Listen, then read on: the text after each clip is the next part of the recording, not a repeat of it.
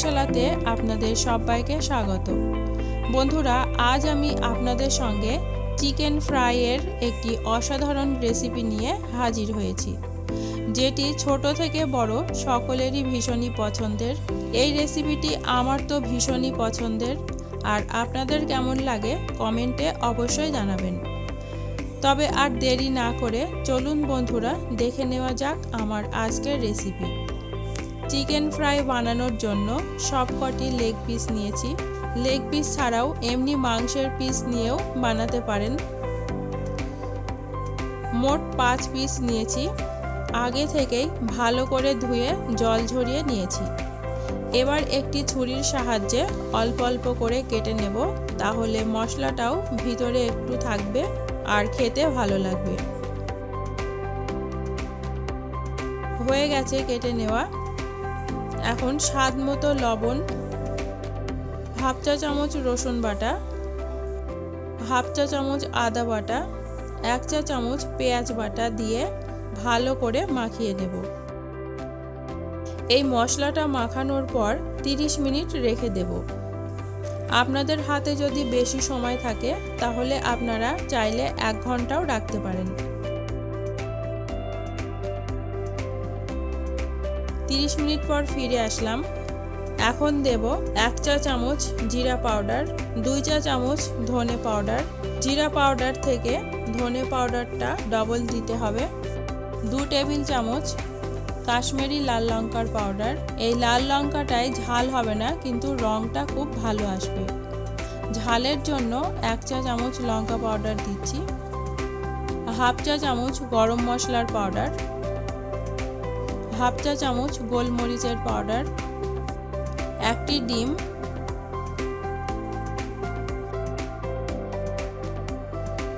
আধখানা পাতিলেবুর রস।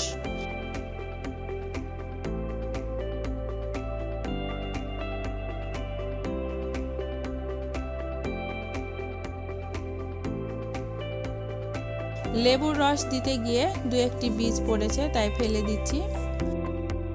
এখন একসঙ্গে সবগুলো মিশিয়ে নেব।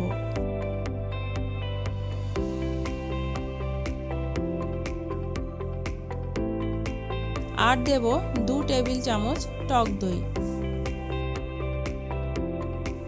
2 থেকে 3 মিনিট খুব ভালোভাবে মেখে নেব।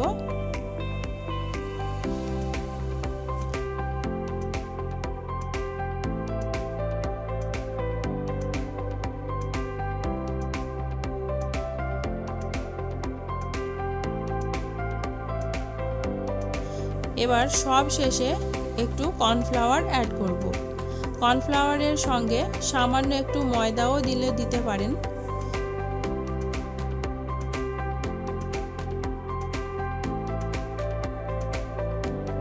চিকেন ফ্রাই করবার জন্য একদম রেডি। আগে থেকে তেল গরম হতে বসিয়ে দিয়েছিলাম। হাই ফ্লেমে তেল ভালো করে গরম করে নিয়েছি। 2টি লেগ পিস দিয়ে দিলাম।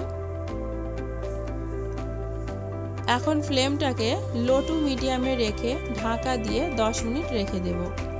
এর ফলে চিকেন খুব ভালোভাবে সিদ্ধ হয়ে যাবে এবং ভাজাটাও খুব সুন্দর হবে। 10 মিনিট পর ফিরে আসলাম। উল্টিয়ে দেব। একদিক হয়ে গেছে, আবারও ঢাকা দিয়ে 8 থেকে 10 মিনিট রেখে দেব। লেগ পিস ফ্রাই করতে একটু বেশি সময় লাগে। এখন দেখে নেব।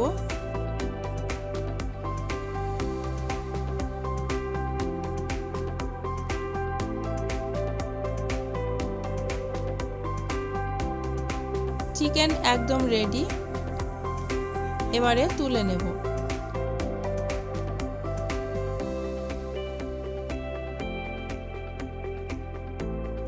বাকি 3টে লেগ পিস একই রকমভাবে ফ্রাই করে নেব। রেস্টুরেন্টের মতো চিকেন ফ্রাই বাড়িতেই কত সহজে বানিয়ে নেওয়া যায়, দেখলেন তো বন্ধুরা।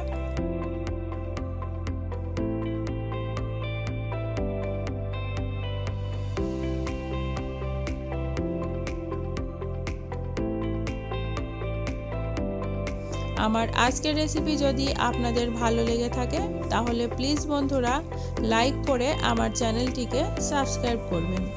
আজকের মতো এই পর্যন্তই, আবারও ফিরে আসবো নতুন ভিডিও নিয়ে। আপনারা সকলেই খুব ভালো থাকবেন। ধন্যবাদ।